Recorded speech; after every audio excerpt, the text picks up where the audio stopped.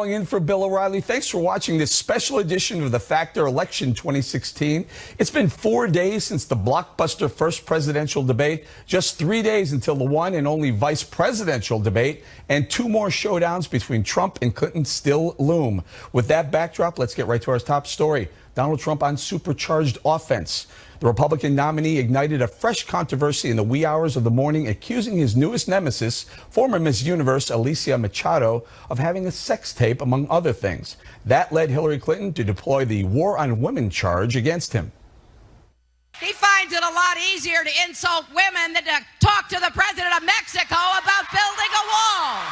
I mean, really, who gets up at 3 o'clock in the morning to engage in a Twitter attack against a former Miss Universe? Meanwhile, the Commission on Presidential Debates admitted today that there was, in fact, a problem with Trump's sound level inside the presidential debate hall, though it did not affect the actual TV broadcast. Trump sounded off about it a short time ago in Michigan.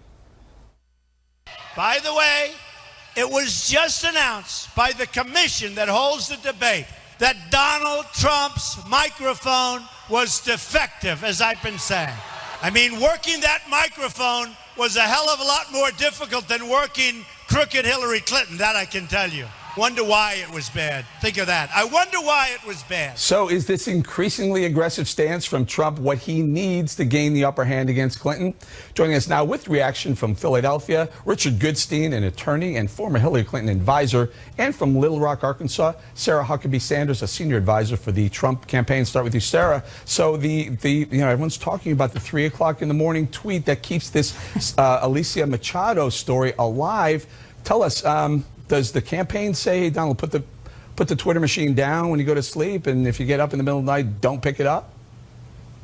You know, one of the things that I just heard Hillary Clinton say, which I think is extremely telling, is she just said, what's he doing up at 3 a.m.? Well, we know Hillary Clinton doesn't get up at 3 a.m. and the phone rings, she certainly isn't there to answer it. I think that's far more problematic to be president, to not be there ready to take the charge, ready to lead, and actually be able to be awake at something like that. The biggest problem here is Hillary Clinton wants to make this a big issue. The problem with that is the most offensive thing that's been said on the campaign trail this year, and probably in modern politics, is what Hillary Clinton said about millions of Americans, including millions of American women, and that's that they're deplorable and irredeemable. That alone disqualifies her from being president, the utter contempt that she has for so many Americans across this country. You know, Richard, we played the ad, this Trump ad hitting Hillary Clinton. Now, why, and when she kind of very loudly wondered why she wasn't up by 50%, and then they go through the reasons why she wasn't up by 50%. The problem is we're spending most of the day talking about Alicia Machado. Wouldn't it be better if we just move on and get back to the issues? A problem for who? Look, the fact of the matter is, what Sarah just said, the suggestion that somehow Hillary is not physically up to this, any of the 84 million people who watched that debate the other night saw one person in a red suit who was totally vibrant till the end, and the other guy just was kind of leading on that podium and kind of flagging from about 30 minutes on for the last 60. So this, I mean, I hope the Trump campaign predicates a strategy on the fact that somehow or other Hillary Clinton doesn't have stamina, because as she said, he hasn't been to 112 countries. He hasn't stood up to 11 and a half hours of testimony. Sarah, I'll let you get in here, but let's point out a couple of things. In the battleground states, Donald Trump has visited 54 times the battleground states. Hillary Clinton 25 times. Sarah, I want to ask you this. So a lot of people want to know, debate number 2 strategy. Will Donald Trump come out a little bit more aggressive? Will Donald Trump, and he hinted to this about this today, will he go ahead and talk about Bill Clinton's infidelities? You know, I think all things could be on the table depending on the direction that Hillary Clinton goes. We now know she wants to get into the gutter so that she can distract from her own record. You know, one of the problems with what he just said, we're not worried about her stamina, we're worried about her credibility. This is a woman that has been in government for 30 years and has nothing but a failed record to show for it. That's what we're worried about. That's why we don't want her to be president, and that's why Donald Trump is doubling up on the number of stops that she is. It's not to show a discrepancy and stamina, but it's to tell the story and to get that message out there in the contrast of, if you want the status quo, you've got Hillary Clinton. If you want somebody to come in, shake up, and change Washington, you've got Donald Trump, who's the ultimate change agent in this race. And so what about it, Richard? Do you think if Donald Trump does, in fact, go ahead and go there and talk about Bill Clinton's infidelities, you think it's fair for him to do something like that? I think if he wants to, he should. You know, there are terms like clean hands, right, or people in glass houses. You've got him and his leading two surrogates, Giuliani and Newt, all of whom have had 3 wives, and we won't talk about the circumstances in which they kind of got there. Look, the fact of the matter is, if Donald Trump wants to run against Bill Clinton for president in some alternative universe, great, he should do that. But in this universe, he's living in a dream world. Look, Richard, the Republicans have tried this. Here's the context that you could be bringing it up. Is that Hillary Clinton can play the victim, but she also attacked some of the accusers of Bill Clinton, who said she called Monica Lewinsky a narcissistic Looney Tune. She called Jennifer Flowers a gold digger, and she told Stephanopoulos that the other 24 accusers, they should try and destroy those stories. I mean, that's someone who's blaming the victim, is it not?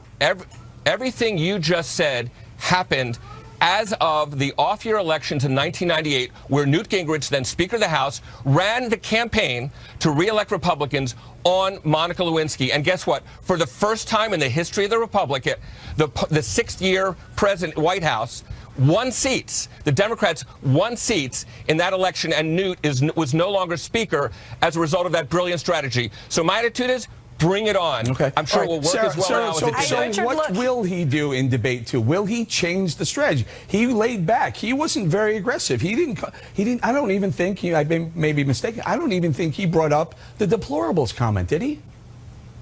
Look, Richard, here's the problem.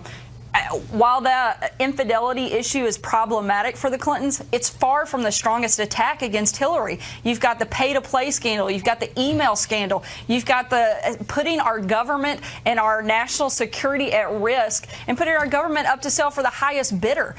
There's a lot of content out there to come after Hillary Clinton. You've heard of Pam Bondi, right? You talk about the Trump Foundation, what it did. That's textbook pay-to-play.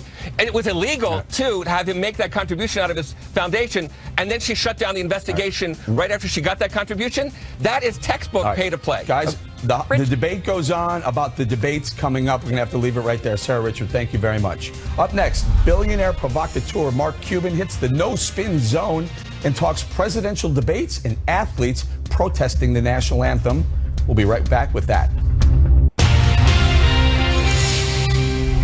In the Impact segment tonight, Mark Cuban, the billionaire entrepreneur, has become one of Hillary Clinton's highest profile supporters and loudest critics of Donald Trump. I spoke with him earlier today. So let's talk a little bit about yesterday when Hillary Clinton was on the campaign trail, feeling very good about her debate performance, and actually invoked the name of Mark Cuban as maybe being a little bit of help and support during the debate. Listen. At the debate the other night, one of my well-known supporters, Mark Cuban, was there in the front row, and he really, I think, unsettled my opponent. So what do you think, Mark? Are you going to take credit for unsettling Donald Trump to the point where she won the debate? And by the way, do you think she won the debate? A, I think she won the debate hands down. B, no, I'm not taking credit. I don't think I was the one unsettling him, but I certainly unsettled Rudy Giuliani. When he saw me there, he was like, what's he doing here? So I got a big kick out of that. But I think what really unsettled him was, first, her ability to bait him, but second, some of his answers, I don't know if you could hear it all over the TV, but he was getting laughed at by the crowd, and I think that really upset him, and that kind of made him really antsy, which turned into really combative. You know, Mark, I was in the debate. I listened to it from inside, and at first it was a little bit unsettling. His microphone wasn't working, hers was. They did fix it. No. I'm not going to let you go there. I was there. I'm not going to let you go there. I was right there. Yeah. And I even talked to people who were there for their walkthrough. And during the walkthrough, he complimented the audio guys. Okay. No, but I'm telling you, during the debate, I was there before it started. I was probably there 30 minutes before. He had to be seated at 8:30. And when it started, her microphone was substantially louder than his. Now, it went out on TV, I understand. equally loud. I don't think there was an issue. I'm not crediting that with her success at the debate, but I was just pointing out that there was actually an audible difference between the two. Let's put it this way: inside the whole Trump family was right across the aisle from me, and they were very observant of everything that was going on. I spent more time watching them than I did him. Not a word from anybody before, during, or after. All right. So let's do this. You're a billionaire. Donald's a billionaire. You started out, I think you started out calling him one of the best presidential candidates in the history of America, and now you're on her side. What happened? You know, it was very straightforward. I was excited to have somebody who was candid, who spoke what was on his mind. I thought it would change the political process. In a lot of respects, he has. But at some point, and I said this to him directly via email, at some point you have to learn the issues. To me, you have to be, in order to be a good president, because there's so much uncertainty that comes with the job, you have to be willing to dig in and learn. You have to be able to, not only understand your own policies, but the policies of countries and leaders around the world. He made no effort to learn. And once he got past Ted Cruz, I told him specifically, Donald, you have to learn the issues. You have to learn the policies. And that obviously was of no interest to him. Mm-hmm. You tweeted, I believe today, maybe yesterday, today, you tweeted that you thought Donald Trump would be, if he doesn't win the election, he would be broke in 7 years. What do you mean?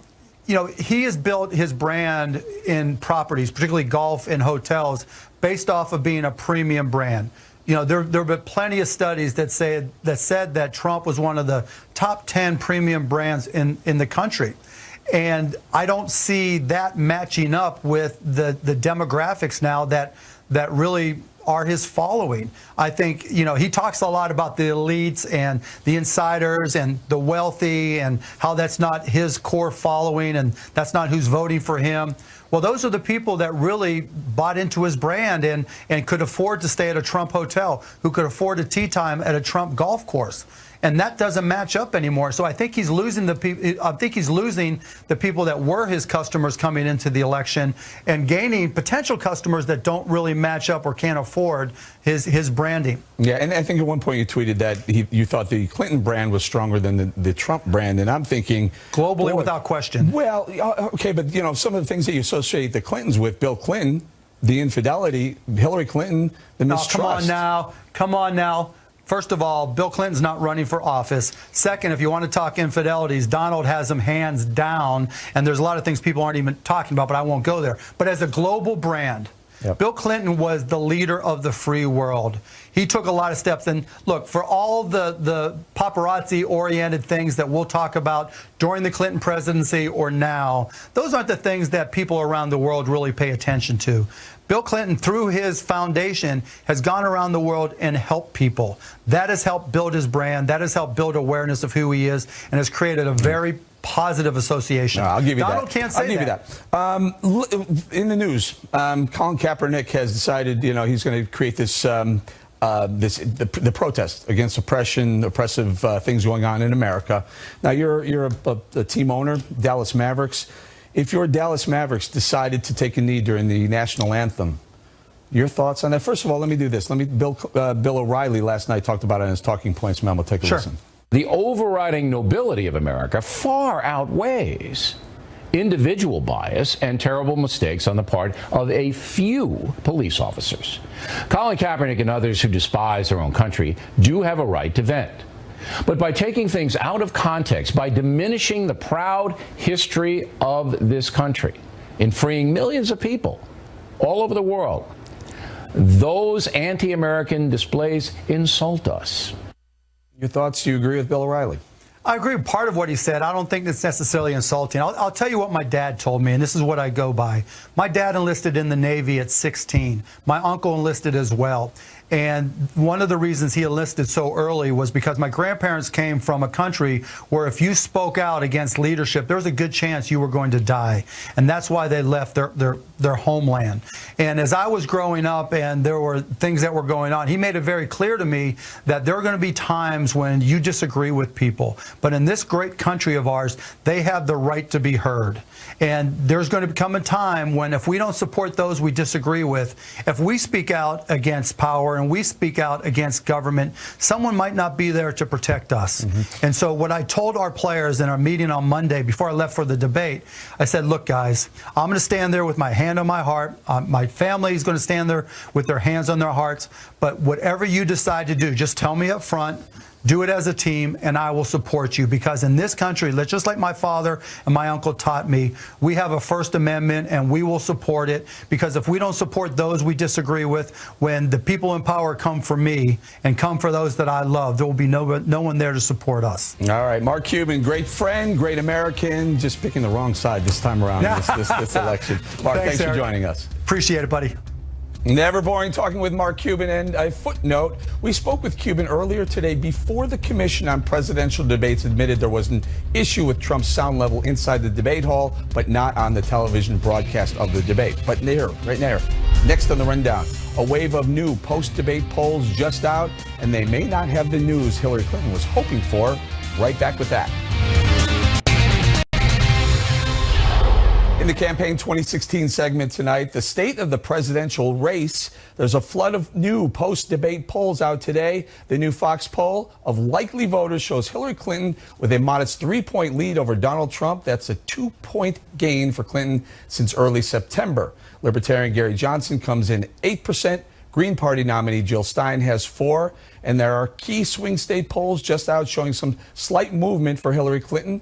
Joining us to analyze, Caitlin Huey-Burns, political reporter for Real Clear Politics, along with Arnon Mishkin, director of the Fox News Decision Desk. Arnon, we'll talk to you very quickly. So this Fox News poll is a change from prior to this debate to after the debate. Precisely. So Donald Trump stayed the same at 40%, right? Yes. Hillary Clinton had a 1-point lead prior to the debate. Something like that. And now she has 3. Exactly. So she moved up 2 ticks. That's right. And he stayed the same. Any surprises in that? I think that the big surprise in that is that, frankly, she has not closed the deal. Clearly, she had a great week this week. She did very well in the debate. 61% of voters in the Fox News poll said she won the debate. And she's continued to talk about that for the rest of the week. Even this, nonetheless, only 2/3 of those people who say she won the debate are voting for her. So she's not closed the deal, and it suggests that actually there's still some room for opportunity for this election to change. And Caitlin, your thoughts on the fact that post-debate, and a lot of people think she did win the debate, and as Arnon points out, it's not really actually making voters flock to her. Right. Well, I do think that this shows that the debate had an impact on the polling. And in a close race, a couple of points is kind of a big deal, right? What she did do was she improved on the negative things that were hurting her. So honest and trustworthiness, she's now on par with Trump on that measure, which is significant. She's gained points on temperament. He has not. And when you're looking at the polling and when you look at the aggregate, Trump is struggling to get out of the low 40s. And so that's what we're seeing here. So even though she had a modest increase, he has had no movement at all. Talk to us about the independents. I think he has a 12-point lead among independents. He has a 12-point lead among independents. To me, the most interesting thing about the poll is not that there's a lead that Clinton has. And Clinton has this lead, and she has this lead in all the swing state polls that you talked about that came out today, Nevada, Colorado, and one other state that but the key thing is to look at the people who are not voting for either Hillary Clinton or Donald Trump in the polls. And if you look at nationally in the Fox News poll, 17% of the country are either voting for Johnson or Stein or are undecided. Those people are what I would call the movables. And those are the people that one needs, and they're going to move in some way in the next 4 weeks, and that's going to determine, or the next 5 weeks. Well, they have to. Well, they're going to vote, they're going to have to. Well, they're going to have, and when you look at those people, and we've seen this across a number of polls, 90% of them say they want change. 80% of them say Donald Trump doesn't have the right Trump temperament. And 70% of those undecided say Hillary Clinton. You know what that sounds like? And this is what's going on with the millennials. Caitlin, I talk to you about this. In 2008, 47% turned out, the millennial vote. In 2012, 41% turned out. This year, this election cycle sounds like the millennials or the movables, they're not going to show up. Well, and this is the problem for Clinton, is that it's not that she's losing young people to Trump. She's still leading Trump among young people, but she's something like 20 points behind where Obama was in 2012 and in 2008. So it's that enthusiasm measure. And that's why you hear her and Bernie Sanders, Elizabeth Warren out on the campaign trail, Michelle Obama, saying, don't vote for a third-party candidate, come to our side. And that takes a lot of work. Let me throw another one at you guys. Let's start with you, Arnon. A good friend of mine runs a Hispanic company. He said 30% of all news vote for. Well, here's the thing. Republicans have been trying to reach out to Latino voters on that measure, talking about business, talking about the economy. The problem is that Trump is not doing those things. He's not messaging to them on the economy. He's not really talking about the economy right now. I mean, we've seen over the past week, he's talking about lots of other things except for the issues at hand. So that's the problem here, that Republicans feel like they have a message, but they don't have a candidate who's giving that message to this group. An untapped asset to Donald Trump. He's the guy who's perceived as better on the economy. Hispanics are very, very in tune with what's going on in the economy. 27 million Hispanics are going to vote this time. He has not reached out to the Hispanic population. He's tried to reach out to the African American population. There's some argument about, is he doing that to reach out to African Americans, or is he doing that to reach out to whites who are skeptical about him? Right. But at the same time, but he's not reached out to the Hispanics. Right. The one thing he's done, I think, very effectively is that he is the candidate of change. There you go. If you think about and those are the Bernie Sanders voters who are looking at maybe Jill Stein and Johnson. Maybe that's it. Maybe they want it. I got to go, guys. I'm sorry, I ran out of time. Arnon and Caitlin, thank you very much. Directly ahead, Bill O'Reilly squares off with Donald Trump over his presidential debate performance and his game plan for victory in November. Don't miss it. In the personal story segment tonight, Donald Trump in the no-spin zone. Before speaking at a rally in Wisconsin earlier this week, Trump faced off with Bill O'Reilly over his presidential debate performance, moderator Lester Holt, and how he'll deal with Hillary Clinton leading up to the next big debate showdown. Is there anything Hillary Clinton said in the debate that you will use, your campaign will use against her in the weeks ahead? I think there is, and I'll tell you what really happened during the debate that was very interesting to me. I saw when she's talking about what she's going to do and how she's going to do it and all of this, I realized she's been doing this for 26 to 30 years and nothing ever gets done. Even when she went to the United States Senate representing New York, she said she was going to bring jobs back to New York, and it was a disaster. Upstate New York is a total disaster. But as she was talking about the various things, and I started to say, wait a minute, Hillary, you've been there for 26 years and you haven't done it.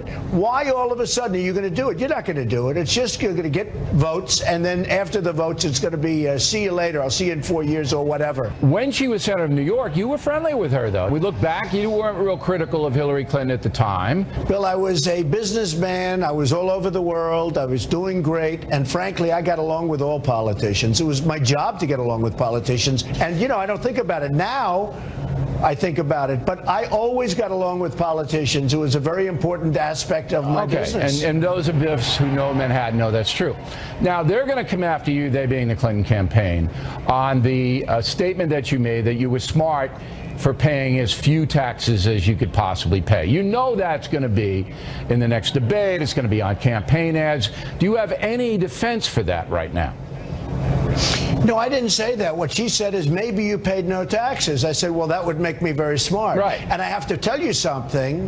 Tax is a big expense. And I would mind paying taxes a lot less if our politicians knew how to spend the money, but they don't. I see the other day a report come out, $6 trillion, $6 trillion spent on the Middle East. We could have rebuilt our country twice. Now, the other avenue they're going to come after you is the women card, all right? And they're going to say that you're a mean guy and you don't respect women. Do you have anything further to say on this Miss Universe thing?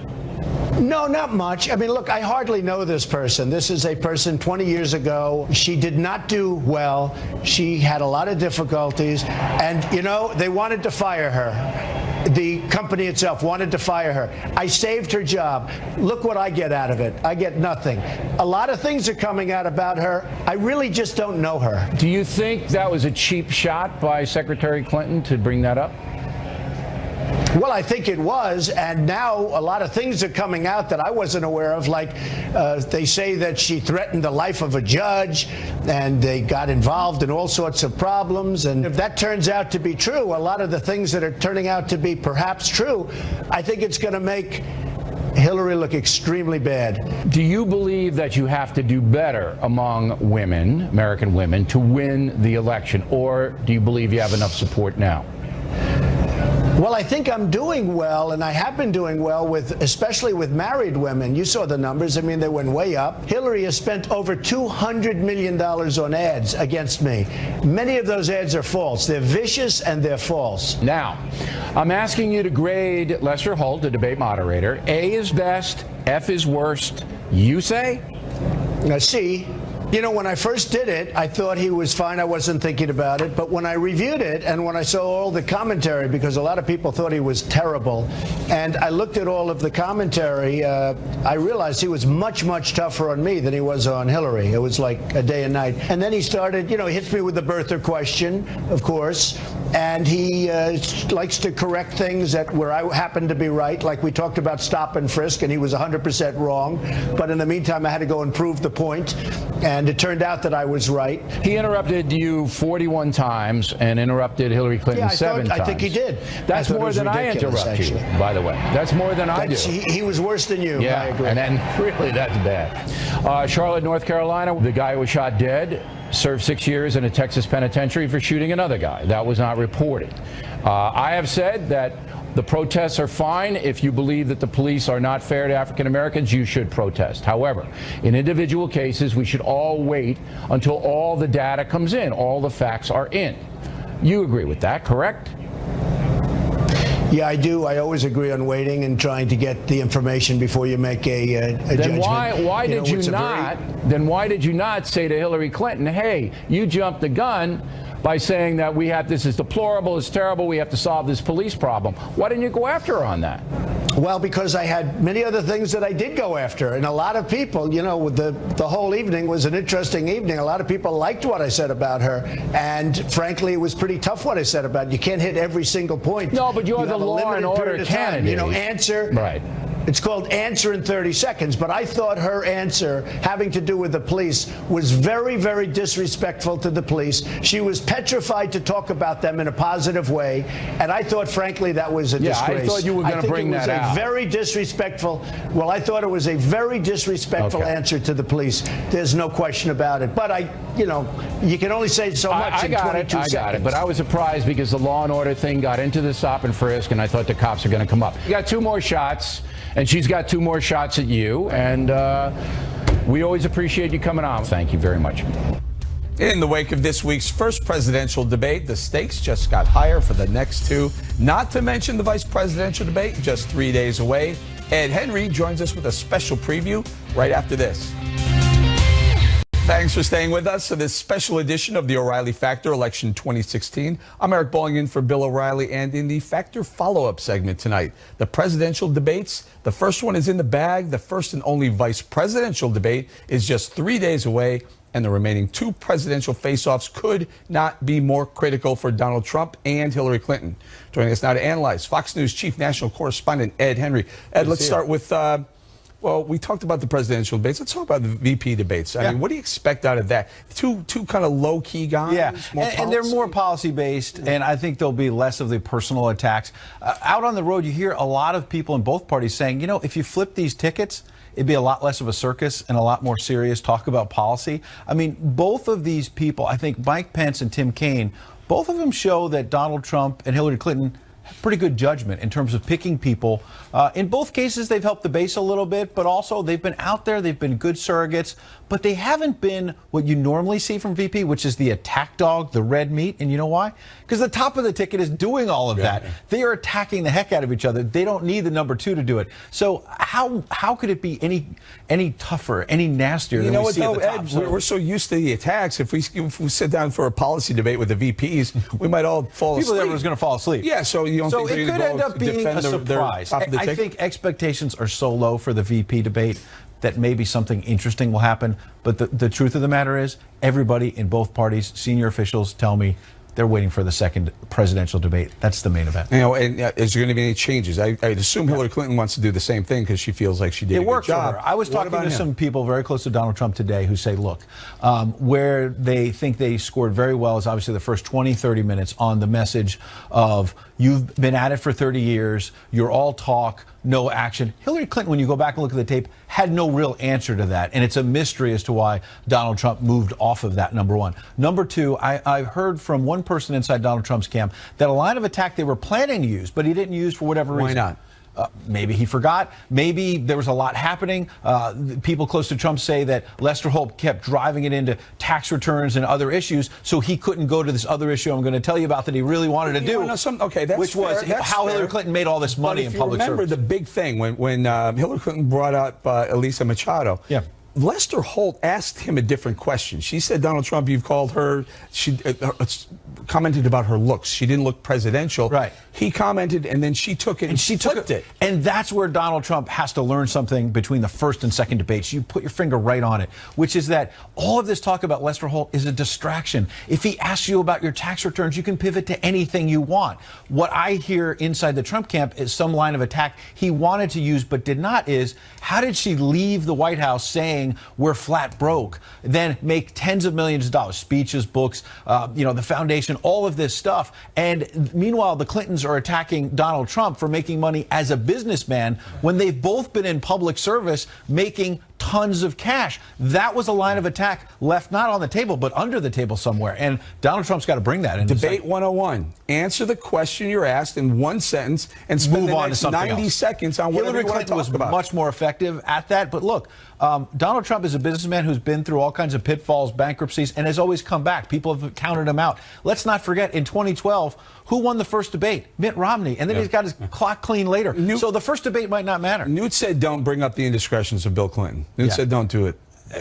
Donald if Trump he's has not to winning in the polls, if it's not turning for him, does he do that? If he makes this even nastier and then it becomes boomerang on Donald Trump, it's a race about him. He only wins this race. When you talk to people in both parties, they tell me privately, Donald Trump wins this race if it's about Hillary Clinton. If it's about him, he's more likely to lose. Meaning, look at her record, Syria, Benghazi, all the foreign policy problems and challenges. And the fact that, again, on the domestic front and overall leadership, when asked, what have you done for 30 years beyond give speeches, she had no good answer. Tell you what, so 3 days, we have a VP debate. 10 days, we have a presidential debate. 10 days after that, another presidential debate. Boom, boom, boom. This thing is in the next 23 days. That's where the sweet spot is. Get the seatbelt ready. Get the seatbelt ready. Thank you very much, Great Ed. Up ahead, Geraldo Rivera opines on the mainstream media's hysteria over Donald Trump this week. My blood pressure might reach dangerously high levels. Don't go away. In the back of the book segment tonight, the reason I took a triple dose of blood pressure medicine today, Mr. Geraldo Rivera. He joins us now. Geraldo, first let's talk about the USA Today. The newspaper has a policy of non-endorsing candidates that came out today in their history. They've never done it before. But today they decided to say, you know what, we're not going to endorse, but we're going to tell you don't vote for Donald Trump. Your thoughts? Well, it's not just the USA Today. You have the Arizona Republic. Also owned by Gannett, for the record. Dallas Morning News, San Diego Union Tribune, Cincinnati Inquirer. I think sometimes you live in a bubble and don't realize how much of the Republican establishment has rejected Donald Trump. And it seems to be growing. Every time he does one of these outrageous stunts, like the Miss Universe in the last debate, he loses more of the establishment, I believe. You know, one of the things, like Republicans, New York Republicans. Establishment, Geraldo? What do you mean? The Well, I mean, like George H.W. Bush, Mitt Romney. He hasn't had the establishments for 15 months now. They're something is motivating these editorial boards to take a position about Donald Trump says they're losing subscribers. subscribers. He said you lose a couple. The last ditch effort to get people interested. You lose a couple here or there. Even look at the Chicago Tribune. I was at the Tribune Company for like 12 years. Tribune Company is the solid rock of the Republican establishment. They didn't go so far as to endorse Hillary Clinton. They endorsed Gary Johnson, who can't even name one foreign leader. The day after, he couldn't name one foreign leader. Who is that? That's the Wrigley family or Ricketts? Who owns a tribute? Anyway, the point is, the day after, he can't name one single foreign leader that he looks up to. 10, 20 days after he says, what is Aleppo? They come out and endorse Gary Johnson. What's exactly. Detroit News also, the same thing.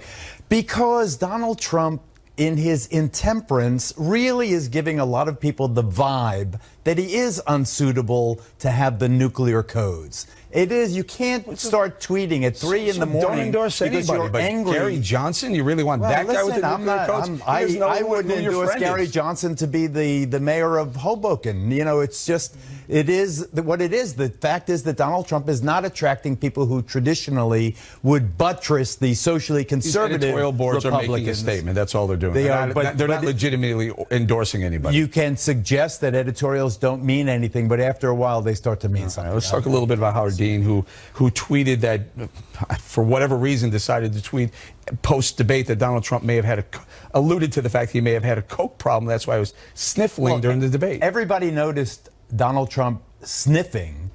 I think Howard Dean's the only person that went to that outrageous, unsubstantiated, wild, and very hurtful rumor.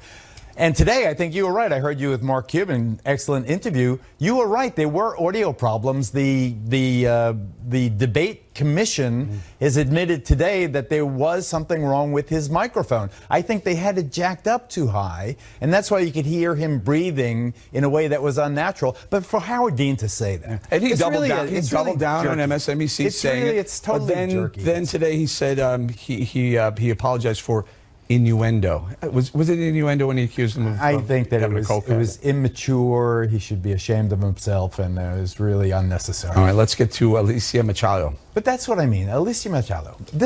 She set him up. Hillary Clinton absolutely set him up. He could have handled that with ease. He could have said to her, you want to talk about Miss Universe from 20 years ago, when look at the Middle East, there are 300,000 dead Syrians thanks to your administration. Libya, you got rid of Gaddafi and now it's a mess in North Africa. And you want to talk about Miss Universe? Madam Secretary, I submit to you that that's what's wrong with your candidacy and your party, that you're missing the point. But what did he do instead? He went to sleep with a chip on his shoulder. He got up, he starts tweeting, seeming to fuel that whole notion of intemperance. When Mitt Romney was fact-checked by Candy Crowley in the debate, the third debate, and he didn't have it there. He didn't have it in his back pocket. He wasn't ready to come back and say, no, you're wrong. I'm right on this issue. Donald Trump, why didn't he have it there? Why didn't he go back to her and say, this is not what the question was? Because it had nothing to do with the question. He was unprepared. He was unprepared. You can't wing it. Sometimes you just can't wing it. Even when you come on the show, I'm here talking to you 3-4 minutes. You read, you do background, you check things out, you try to put things in perspective, you learn what the issue is. You don't just wing it on basic knowledge. He thinks because he's charismatic, and I love the guy. You know, I've known him forever. And I'm so proud of his the way he advanced through the Republican primary process. But you can't. You change? If you're Donald Trump, do you change? You have to. You have get more aggressive? Today, for instance, he was in Michigan. He read a teleprompter speech, thank God. He should just do that, and he should can't really do that in the debate, though. But you sit with really experts. You sit with someone who plays the role of Hillary Clinton. She's going to ask you about how could he not be prepared for birthright? How could he not be prepared for income? I'll give you a football analogy. I got to go, but I'll give you the football. He played Prevent D. He played Prevent D for the whole debate. Maybe he's got to come out with the West Coast offense, throw some bombs in there. He played wing it. Got to go, Geraldo. Thank you very much. Bill will be back on Monday with analysis of where Donald Trump stands in the election. And I want to congratulate Bill. His book, Killing the Rising Sun, is #1 on every single bestseller list around the world and has already 1.3 million copies in print, which is unheard of in the publishing world. And after picking up Bill's book, you can also check out my book, Wake Up America. But when we come back, thank you. Jesse Waters wreaking havoc at the presidential debate, a sneak peek of a Saturday Waters world you absolutely won't want to miss. Moments away. And before we go tonight, I've cleared my Saturday evening schedule for just one reason, an all-new episode of Waters World. Waters didn't miss his golden opportunity to go to Monday's presidential debate and rattle plenty of cages. David, why did Hillary go so negative right from the jump? She didn't go so negative. I mean, she did with trickle down and trumped up. This is an election. It's a contrast, okay? Does that seem like something you'd do if you were a front runner, go so negative so fast from the get-go? Elections are contrasts, okay? Well, that episode airs Saturday at 8 p.m. Eastern right here on FNC. Don't miss it. Also, there's a brand new Contributing Factor podcast up today featuring new information on the Wounded Warrior Project scandal. You can find that on BillO'Reilly.com and iTunes. Be sure to check that one out. It's a very, very good one. That's it for us tonight. Thanks for watching this special edition of the O'Reilly Factor, Election 2016. I'm Eric Bolling in for Bill O'Reilly, who will be back on Monday with powerful analysis of where Trump stands with his matchup with Hillary Clinton. Please remember the spin stops right here because we're looking out for you.